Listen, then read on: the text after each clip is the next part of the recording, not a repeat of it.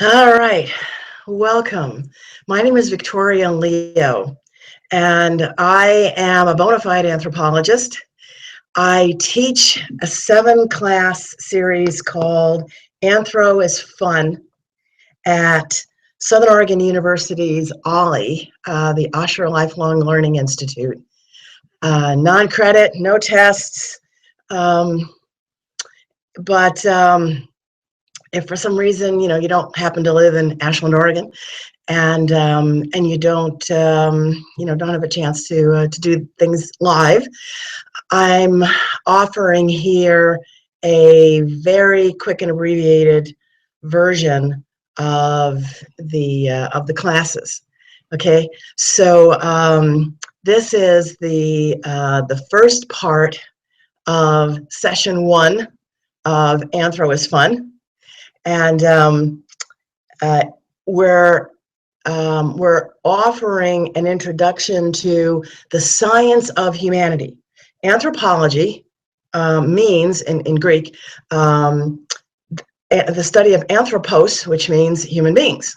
All right, so we're looking at human biological evolution through natural selection and through other mechanisms, and we're also looking at human culture and human language and what we can learn from primates and what we learn from digging human artifacts out of the ground, archaeology, and the way people approach specialty topics like medicine. The various ways that people look at, the process of being ill, the process of being well. What does it mean to be ill? What are the forms of illness? All the kind of stuff. Oh, it's really cool stuff. Anyway, so if you would like to find out more about me, and I hope you will, my website is soaringdragon.biz, soaringdragon.biz. If you like Facebook, I have a Facebook group called Healing Minds, Healing Bodies. Now, my degree and some of my early work was in anthropology. I've kept up with the field over the years. I taught college level anthropology part-time while I was doing other things. But these days, my work is involved in health and wellness, and also the form of, quote, health and wellness, where I'm working directly with entrepreneurs and writers and creatives, people who can't afford to have a wasted moment. You can't, if you're a small business owner or you're thinking about becoming a small business owner, you cannot afford to procrastinate and waste time. So if you have blockages, if you have small things, big things that are holding you back, wasting your time, causing you to doubt yourself and worry and that's always a sign. I have the mental health training skills, and please don't let the word mental health frighten you off, okay? Just don't, okay? Just what it means is that I'm bound by a huge amount of ethical guidelines that coaches and spiritual healers and all kinds of, other unlicensed people don't have to worry about, right? So it is protection for you to work with somebody who is a licensed mental health professional. Anyway, who cares? The fact is, you're in good hands if you're working with me, right? And I've got the tools, hypnotherapy, Reiki energy healing, tapping, etc., to blast through those barriers in the smallest amount of time possible. I don't think anybody should be working or enjoying life at less than their full capacity for 5 seconds longer than they absolutely have to. And I am absolutely adamant about that. So my solutions, my packages, my programs always involve getting you there, getting you blasting through the barriers, getting you to where you want to be, either with physical health or breaking apart the barriers that are stopping you in your mind. And don't let oh, I'm fine. There's nothing wrong with my mind. My beliefs are good. Don't let that whole pride thing stand in your way. If you're not every single minute of the day, there may be things that are holding you back. So don't let it happen. All right. Back to anthropology. I'm going to screen share, and with any kind of luck, it's going to work. Let's see. I am not the techie meister. Okay, here we are. And hopefully this is actually working. I'm going to go into this mode. All right, cool. This is all my contact information. Obviously you're finding me on YouTube. Oh yeah, I have a Pinterest account. Isn't that fun? You can find me on Google Plus. I've got a blog, Soaring Dragon in Japan.blogspot. And of course I have a LinkedIn account. Remember, I'm Victoria C. Leo. There's a Victoria Leo who's an actress, and there's another Victoria C. Leo, I think, who's an Australian supermodel. As you can tell, I'm not any kind of Australian or any kind of supermodel. So here we go. All right, so when we're talking about anthropology, let me get rid of this. Come on, go away. When we're talking about anthropology, we're looking at both culture and biology. In the first, this episode and episodes 2 and 3, we're going to be looking at human biology.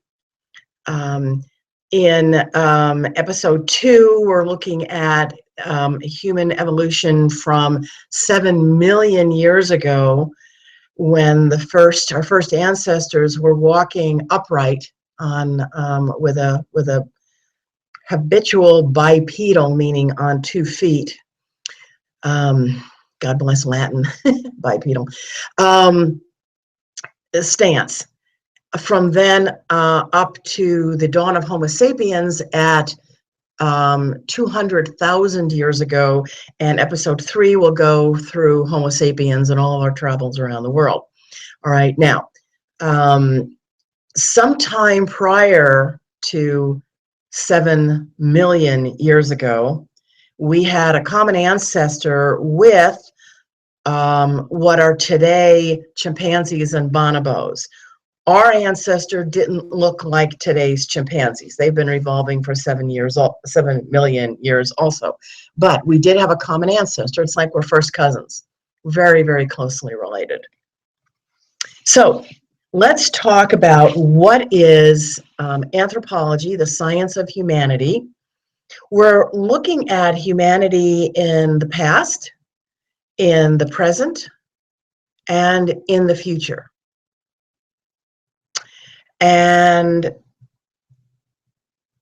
what we're looking at is the science of humanity. So conclusions that anthropologists come to are based on data. They're based on evidence. 3 anecdotes are not proof. Using samples that are biased is not proof. And I have a master's degree in anthropology for the focus on biological anthropology. That's why I did a lot of work in medicine and biology. And I also have a master's in psychology. So I'm going to give you an example of what is not science. For example, you're a psychologist and you want to come to a conclusion about human mating preferences. Who do we fall in love with, right? And what you do is you go to your freshman or sophomore psychology undergraduates at Penn State University, and you ask them a series of questions, and you analyze their answers, and then you write a research paper and try to get it published, which unfortunately you do succeed in getting published. Psychology. with conclusions about humanity. Okay, what's wrong with that? Well, for example, 19-year-old teenagers in America who are upper middle class, at least, at a major expensive university. So these kids are kids. They don't have any actual experience with relationships. They're all Americans. They're all rich, white Americans. And you're using that to draw conclusions about the 8 billion, I think it's 8 billion people on planet Earth with all the myriad cultures and biologies and ages. And it's insane. So a lot of psychology is not good science. And I'm not the first person to say this, or even the 10,000th person to say this. But I will say that anthropology tries really hard because we are the science that has been looking at all of humanity and all the cultures on Earth for a long, long time. So we're more attuned to making sure that what we're studying is not a biased sample. Okay. Now, what science does for us, and there's a tremendous amount that science can do because it involves testable predictions. Okay. And now that means that not only does there have to be a way to prove that whatever you're proposing, whatever you're testing, can be true, there also has to be a way to prove that what you're testing is false. Okay, if you can't falsify it, it's not a testable hypothesis or prediction. Okay, that's very, very important because that's a big difference between science and the way you and I ordinarily think in our our day-to-day thinking about things. Okay, it also has to be reproducible. So, for example, if I in my vegetable garden, if I decide to reproduce Gregor Mendel's pea experiment, if his conclusions are valid science, then I'm going to get the same conclusions. And so are you, and so is Bob, and so is somebody in Mozambique, because if it's true, then it's true all the time. Gravity works everywhere on Earth, and in fact, everywhere in the known universe, all right? Because gravity is a fact. So whatever results you get have to be reproducible. If they're not reproducible, if you get different answers when somebody else does the exact same experiment, then it's not a valid result. Okay, it's not true unless it's true all the time. Okay, now that doesn't mean you can't have outliers. For example, smoking and drinking and eating a terrible diet, and never exercising. If you're looking at large numbers of people, statistically speaking, that is going to take 8.9 years off your life. So telling me that your Uncle Al did all those things and he died in his bed of old age at 97 doesn't change the science, because nobody ever said that every single individual who does this is going to die at age 72. That's not science. When we're talking about humanity, we're talking about health, we're talking about statistically what's the probability. Okay, now one of the things that ordinary non-scientists get confused about is the difference between causality and correlation. Just because one thing happens and then something else happens does not mean that the first thing caused the second thing. All right, I'll give you an example from a famous joke. Right? Whiskey and water, vodka and water, and bourbon and water all cause drunkenness. Therefore, water causes drunkenness. right? No. Actually, in fact, you can drink water until the cows come home, and you may run into health problems. You can kill yourself if you overhydrate yourself. But there's another. Goodness, excuse me. There's another common element there, of course, which is alcohol, right? Another old joke. In the last decade, the profits of the whiskey manufacturers, the rum manufacturers in Jamaica has gone up 27%. And so has the salary of the Anglican ministers in Jamaica. So therefore, the ministers are profiting from the rum trade. It's 27%. One thing happened and the other thing happened. Well, they're not related to each other. It's just a correlation. You saw those two things happen. You need to do more in-depth study to decide whether there's causality, whether one caused the other. From a science perspective, people can, shoot their mouth off on any subject as long as they're not pretending that it's science. So in that particular example, what's happening is the inflation rate was 27%. So the price of everything went up 27%. Okay. Now, causality means one thing caused something else. In order for scientists to prove that cigarette smoking causes lung cancer and other problems, there needed to be a very, very clear and unassailable, it could not be caused by anything else, a series of experiments. Okay, I should have turned my phone off. I'm so sorry. All right, so in a lot of cases, what you've got is something is necessary to something else, but not sufficient, right?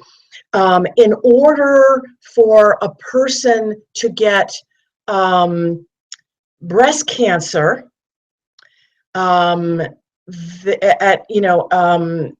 actually, that's not a good example because men do get breast cancer. Pretend that they don't, okay? I could say, how about ovarian cancer? That's a better one. In order for a person to get ovarian cancer, it is necessary for them to have ovaries. It's necessary for them to be biologically female, okay? But it's not enough, because every single woman doesn't get ovarian cancer. So in a lot of especially when you're doing medical anthropology and you're looking at the things that cause illness, things can be necessary but not sufficient. There's a lot of medicine that goes that way. So what is a hypothesis? A hypothesis is a clear statement that is testable and has a prediction. Okay, I'm hypothesizing that it is going to rain 2 days next week. Okay, it's testable. It can be proven correct. It can be proven wrong, and it's very clear. Okay, when we ordinary human beings use the word theory, what we mean is any old cockamamie idea that comes into our head. My theory as to why my brother-in-law is a jerk is bada boom. Or as my niece used to say, well, it's just my theory. And I had to sit her down and get her to stop using that word, because when a scientist says theory, what they mean is a coherent series of hypotheses, a coherent major collection. I'm not going to I'm going to say paradigm, okay?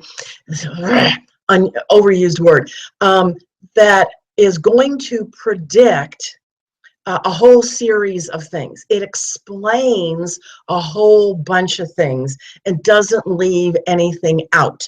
Okay, so why is it that human beings and chimpanzees and monkeys and oak trees and grass and deer all have the same DNA structure?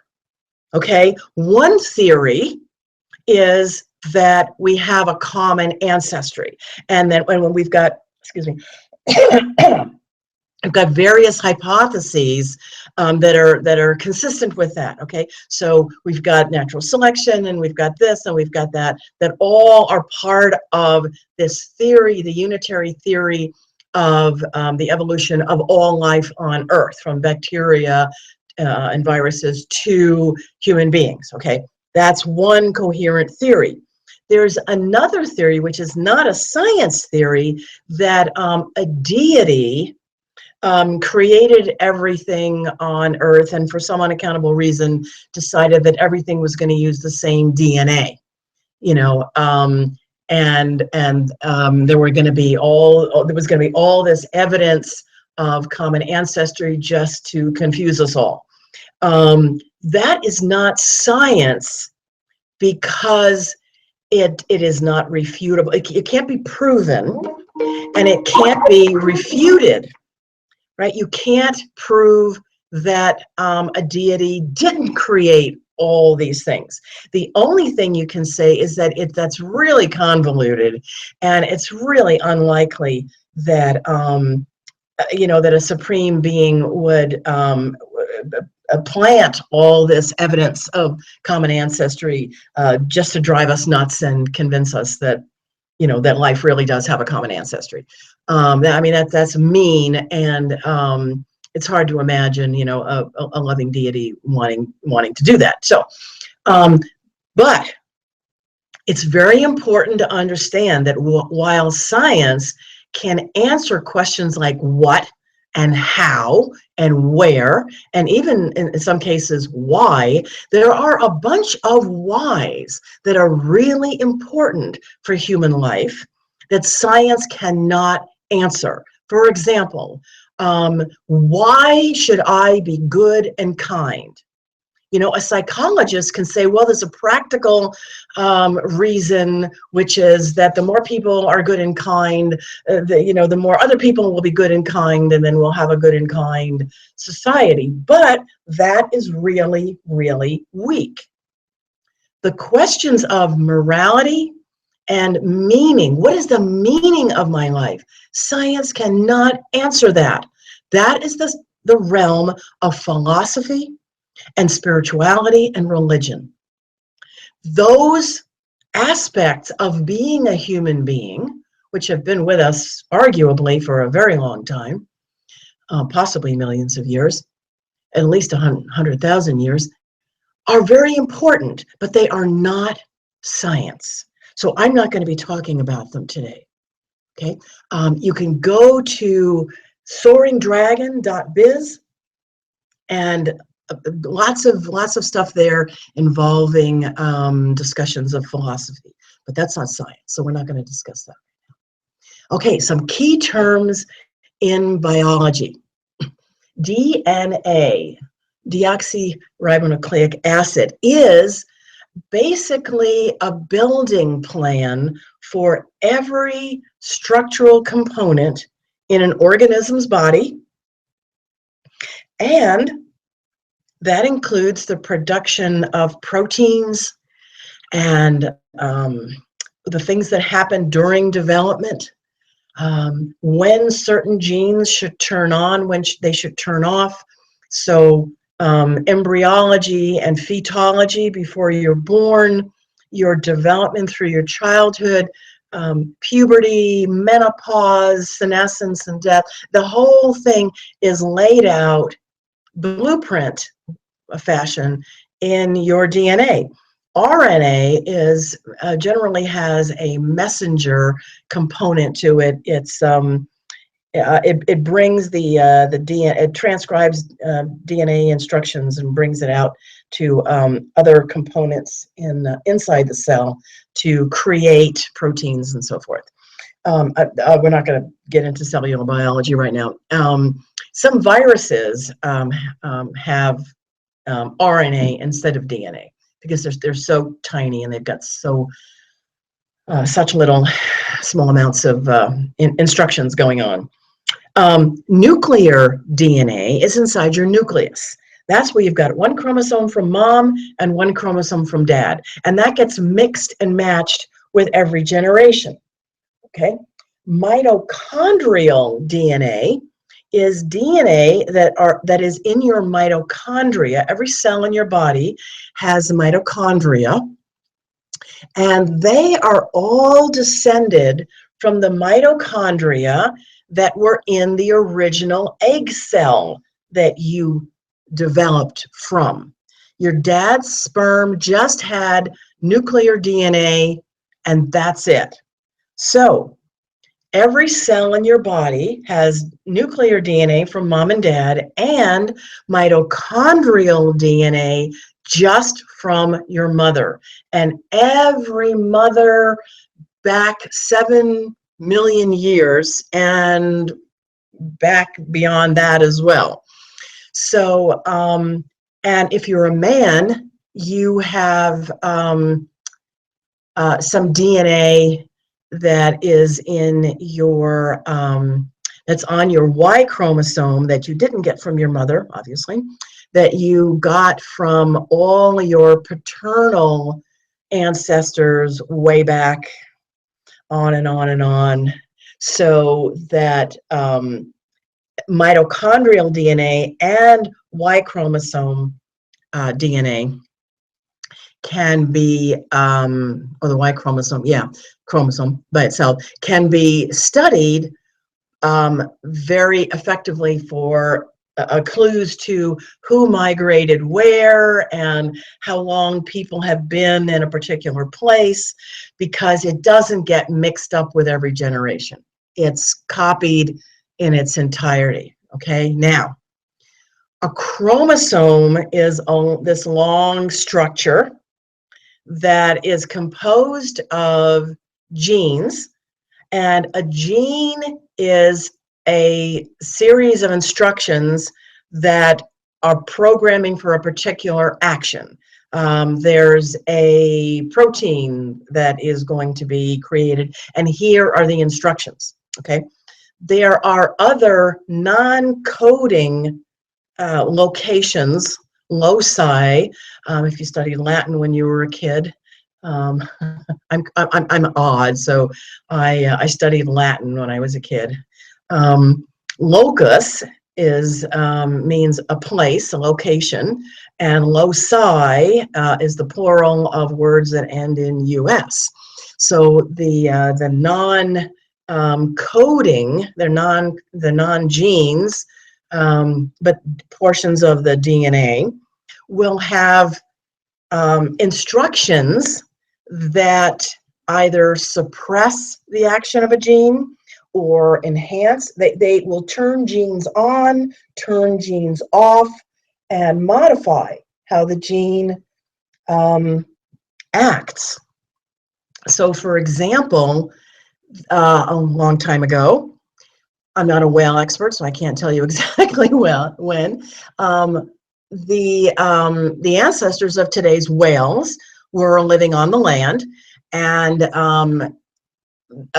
several species decided to start living in the shallow water, and so they still had legs. And then they started swimming some more in the deeper water, and they still had legs. And at some point, the legs disappeared because whales don't have legs. And recently, it was discovered that the gene for legs can get turned off by the action of one of these. It's an on-off switch, basically, in the non-coding location.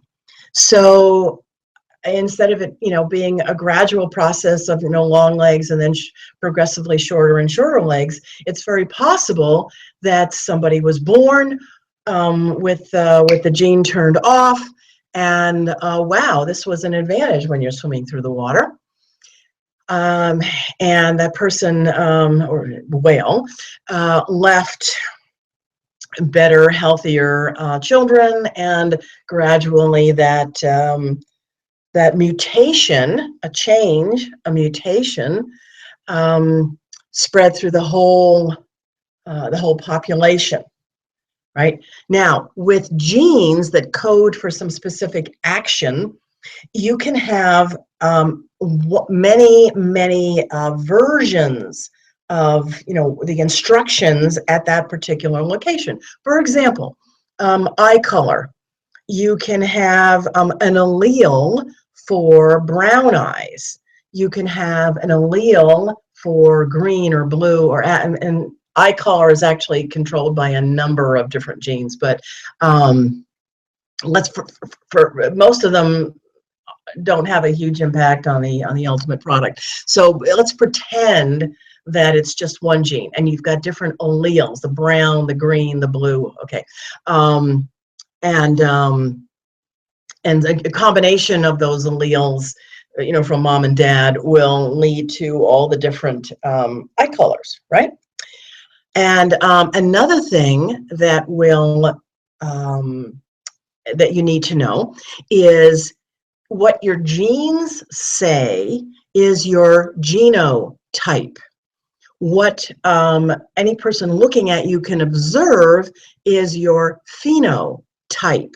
So, for example, my biological dad had very dark eyes. Okay, he married a woman who had blue eyes, and I ended up, if you remember the beginning of this video, with blue eyes. So his phenotype was very dark brown eyes, but his genotype must have been one brown gene and one blue gene. And in fact, his mother had blue eyes.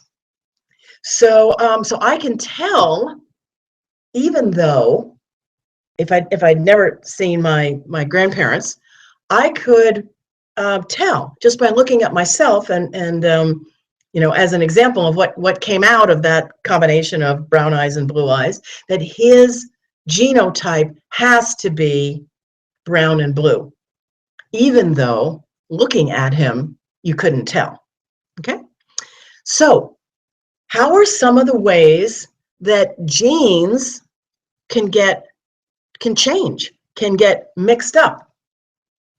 A lot of what we consider diseases and problems are the result of copy errors.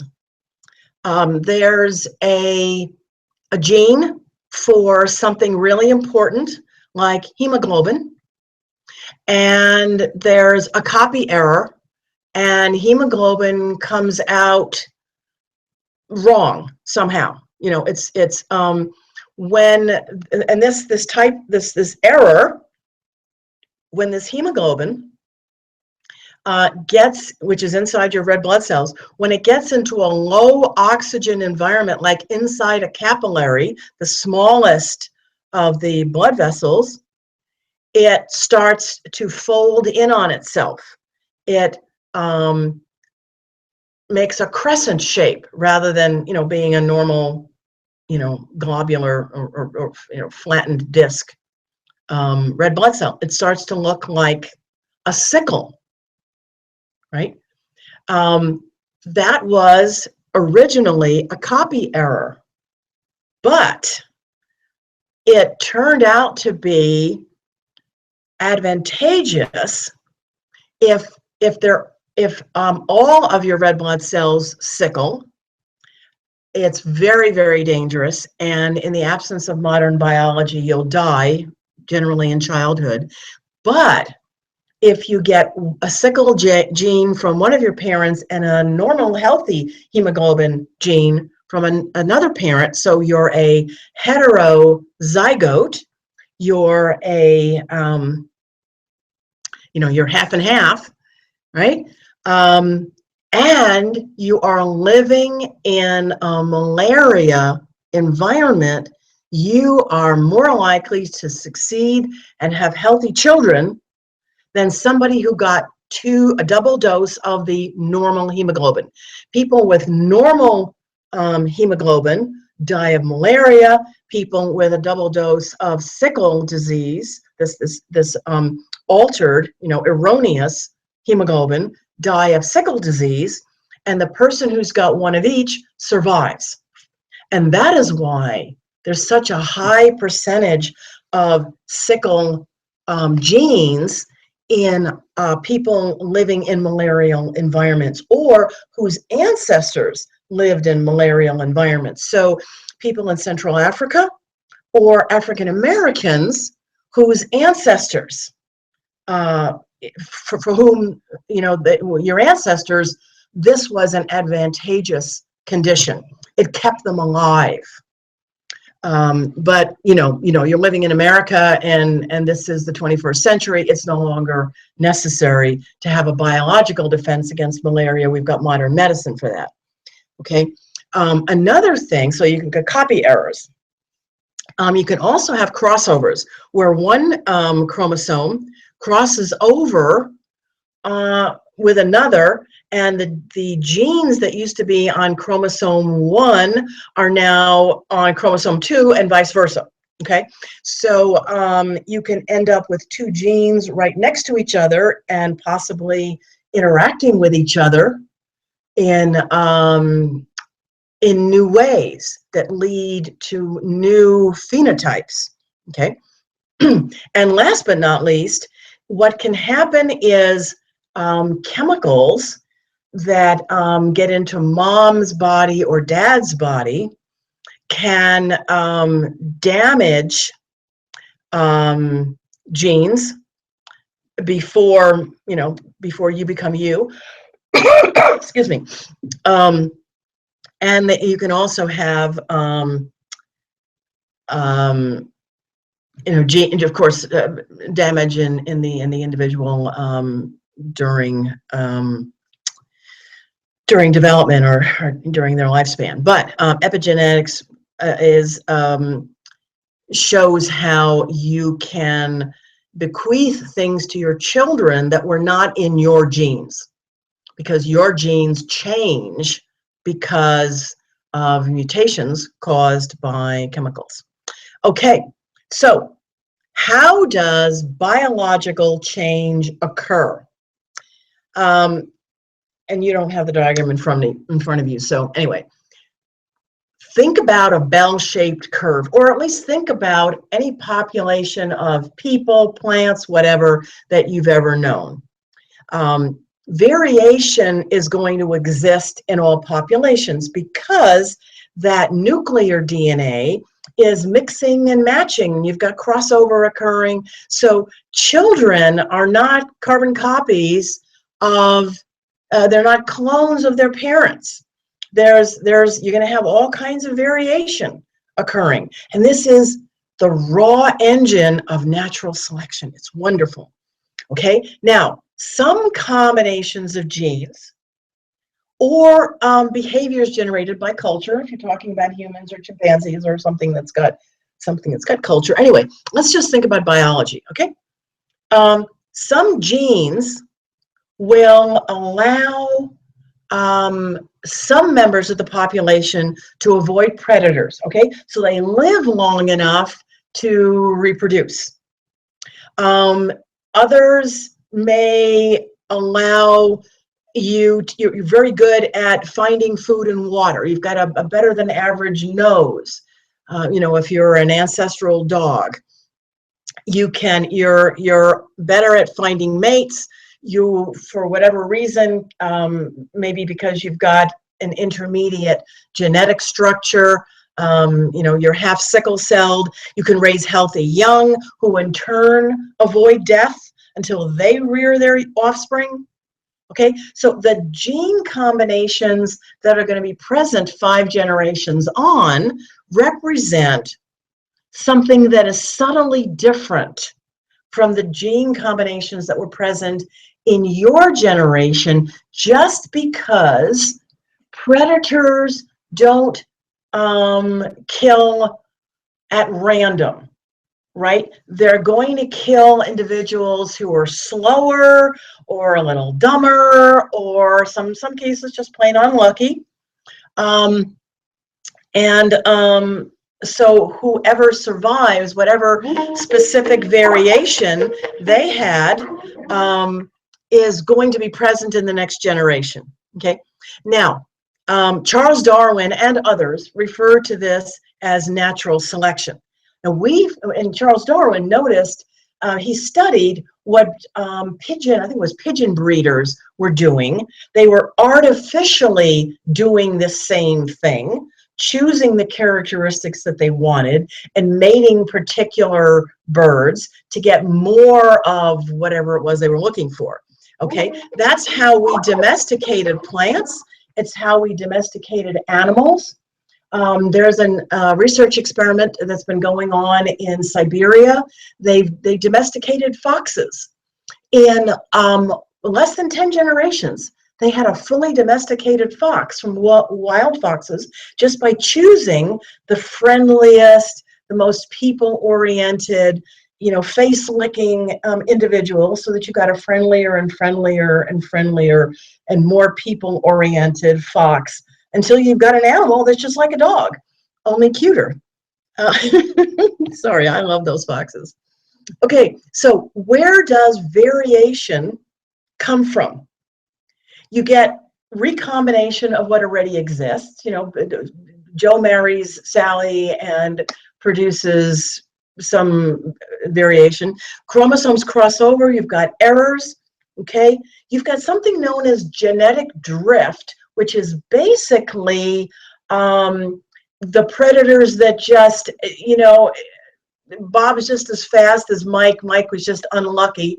So what Bob's got becomes more common just by pure chance, okay? And then there's things that arise out of nothing.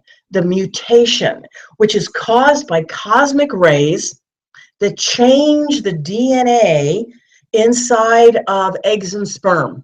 Most mutations, like most errors of copying, cause disease because they're errors, all right? They're wrong. You want normal hemoglobin, most of the places in the world. If you're an Inuit living in Alaska, you do not need the sickle mutation, thank you very much. And so mutation is where most of these totally new, as human evolution, changes in the skull and the teeth, it comes from mutation. Okay, what is it that's changing? DNA. What causes the mutation? Usually it's cosmic rays, X-rays and stuff like that. Oh yeah, and one of the most famous mutations, blue eyes, popped into existence by accident about 10,000 years ago in Central Europe. And for reasons that could be related to natural selection, or it could be just pure chance, blue eyes became popular, especially in the northern high latitudes, so Scandinavia, northern Germany, northern Britain, Scotland, and so on. So, which has led some people to think that there's probably some kind of advantage to having blonde hair and blue eyes if you're, in the land where the sun doesn't come out for, 6 months out of the year, whatever.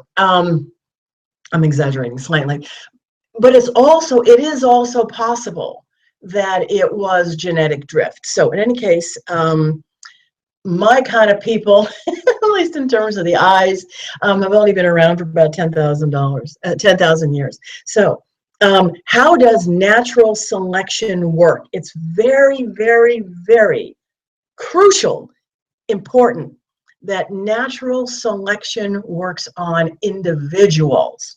We'll say Homo sapiens outcompeted the Neanderthals, but what we mean is there was something about the individual Homo sapiens, and it was probably, I'll tell you, right now, you don't have to wait for episode 3, it was probably the simple fact that humans and Neanderthals overhunted the Pleistocene big animals, and there was nothing left except smaller animals as the climate changed. And our ancestors could get by on 2,000 calories a day. The Neanderthals needed 4,000 calories a day. Some proof for this in that when you look at what the Neanderthals died of, in a lot of cases, it appears to be starvation. So our ancestors were eating all the animals, and the Neanderthals starved. That's super, super, super oversimplified. Okay, so take the third class. All right, it's important to know that natural selection is not directed. Okay, so the gene pool doesn't decide, oh, it really would be great. We're all whales. It really would be great if we didn't have legs causing drag in the water. We could swim a lot faster and catch more fish if we didn't have these darn legs. So let's get rid of them.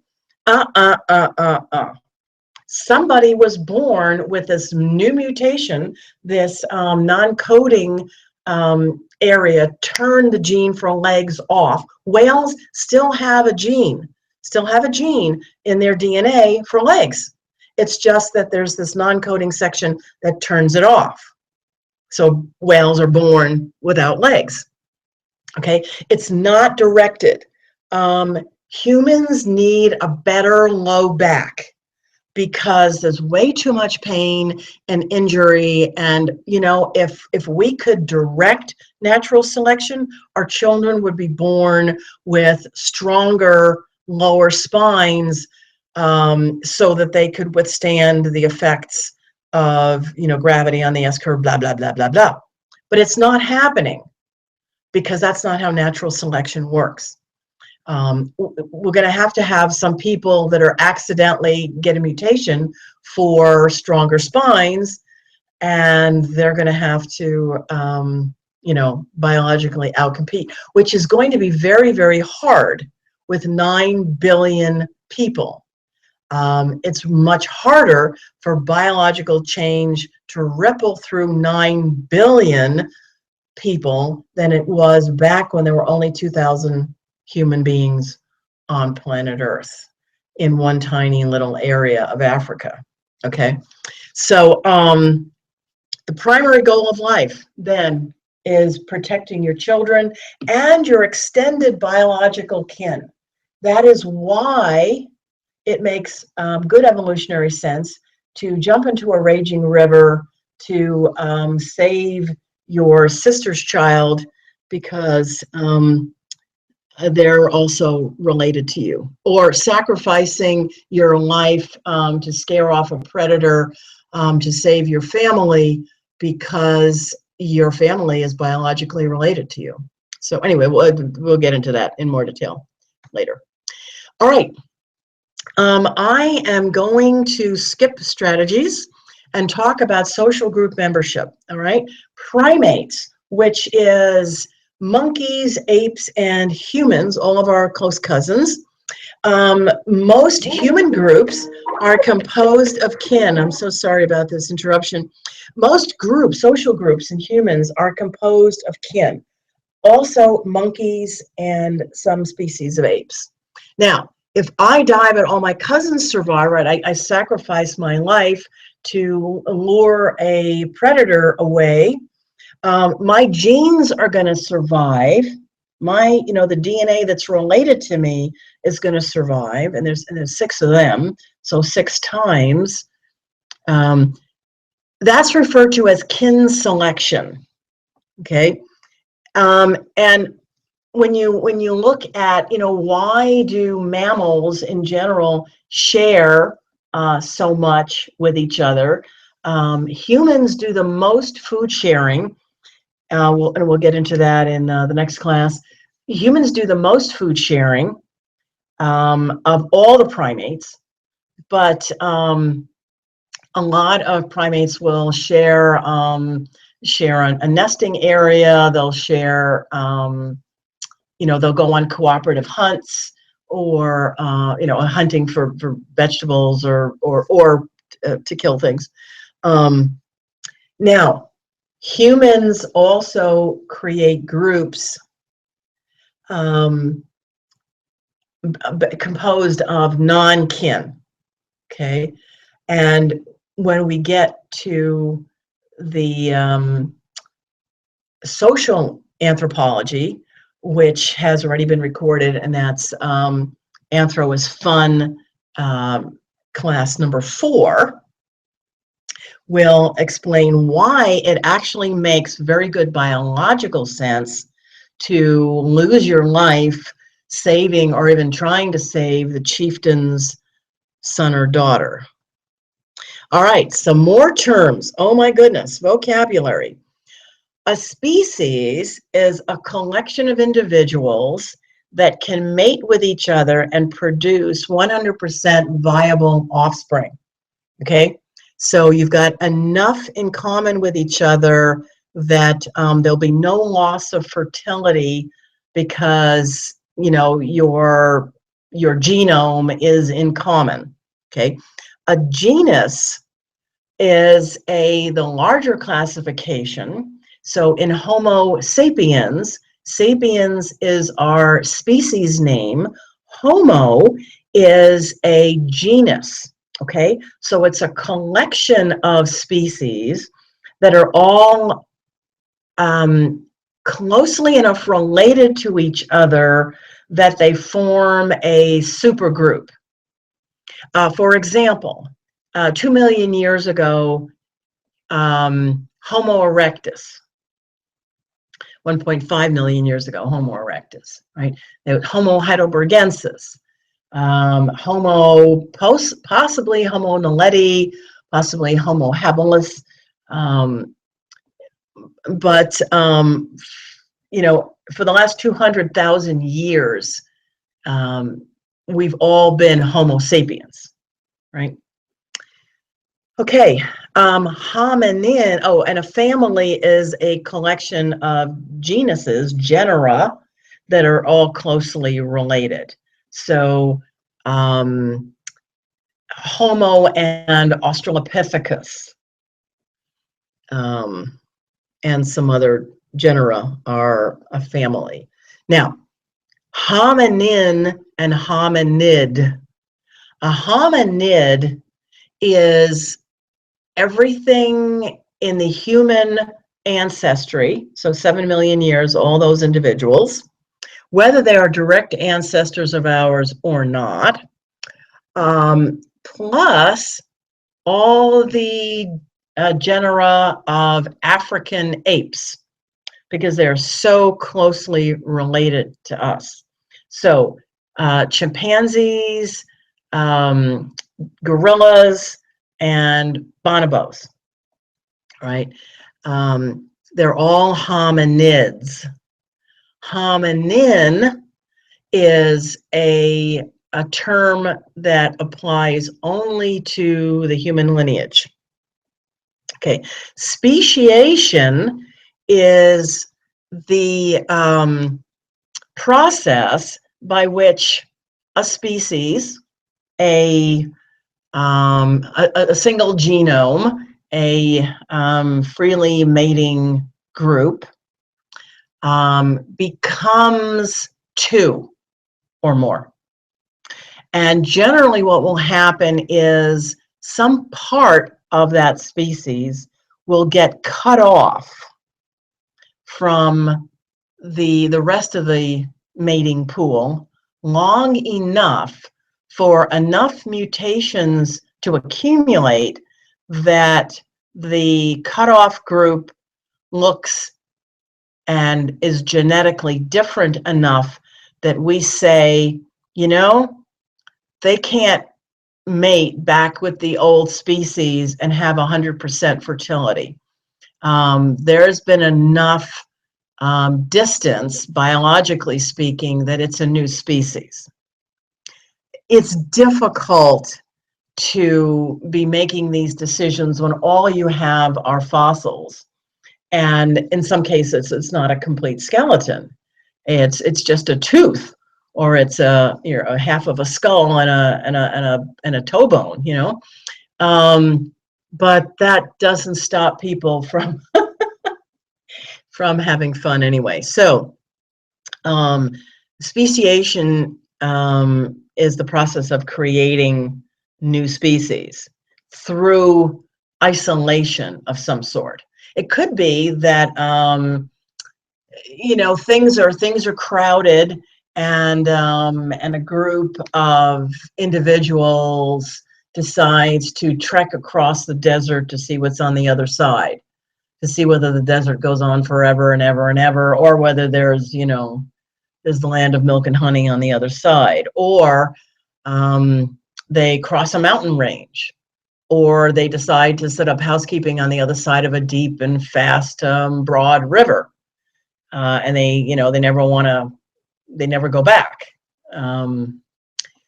In some cases, as little as one mated pair of something can be blown across to an island, to an isolated island, and a new species will arise. Okay, gene flow is what keeps a population one species. So people aren't just marrying and mating with people in their immediate space. People are swapping, having marriage treaties with, people in the next town or across the river or whatever, with enough frequency that differences can't accumulate. For example, seagoing crocodiles in Indonesia and Australia, some of those Pacific islands, in many cases are one species because they have the ability to swim from island to island, which means that they find mates on different islands and genes flow. Genetic drift is changes to the genetic mix caused by the accumulation of mutations caused by accident. Okay, it just so happens that blue eyes arose in this one village, and before anybody with blue eyes can marry somebody in a nearby village, there's an avalanche and all the blue-eyed people die. Right? So you could have a population that ends up remaining brown-eyed forever because of a pure accident. Meanwhile, the place where this original blue-eyed family came from continues and survives, and so blue eyes survive, elsewhere. Founder's effect is what happened in the Americas. People came to this new world, paddling along the coast as long ago as 40,000 years ago, when the first kayaks were developed. And then again, most of the ancestors of today's modern Native Americans came through the ice-free corridor at 25,000 years ago. And then 12,000 years ago and 9,000 years ago, the ancestors of the Inuit and the Aleuts came across from Asia. So whatever small percentage of the total human genome happened to be in that small number of people who, found America 40,000 and then 25,000 years ago, whatever little quirks their genome, their genes had, that is what today's Native Americans have. So everybody in America, prior to the arrival of Europeans, had type O blood, because the people of East Asia didn't have type B blood and didn't have type A blood 40,000 years ago and 25,000 years ago. B blood came to the New World. Goodness gracious. Me and my technology. B blood came to the New World with the Aleuts and the Inuit, because at 10,000 years ago, 12,000 years ago, there was B-type blood, which arose in the Mongolia area, and then spread from there through historical events that you're aware of. A niche is the whole conglomeration of what a species eats, where they live, how they make a living, how they find mates, all the things that go into their way of life. Okay, so you could, and in our past, I believe that we had two different species, in some cases two different genera of hominins living in the same part of Africa. But for example, one species was, out in the dry savanna, and one was in mixed woodland. They were eating different things. So they weren't competing with each other. It's like, go ahead and eat the nuts and seeds because I'm going to eat the fruit. We're not competing with each other. Okay. Homologies are structures that are the same in two species because they have a common ancestor. Okay. So fish and mammals and reptiles all have a humerus, and the reason they've got, the same bone that is in the same place doing approximately the same thing is because they've got a common ancestor, right? If you go back far enough, we were all fish. So isn't that fun? Okay, and I am now going to hopefully get back to, yes, woohoo! My face. This is class number 1A. We'll have some more fun, and we'll have class 1B in the future. So remember, more information, go to about me, go to soaringdragon.biz. If you want to play around in Facebook, I have a Facebook group called Healing Minds, Healing Bodies. I have some other Facebook groups, but that's probably the one you'd be interested in. I'm on Pinterest. You can find me in LinkedIn, Victoria C. Leo. And I'm looking forward. Any questions? Send me an email. Victoria.leo.reiki, R-E-I-K-I, @gmail.com. And I'm looking forward to spending some more time with you in the wonderful world of anthropology. Thank you for joining me.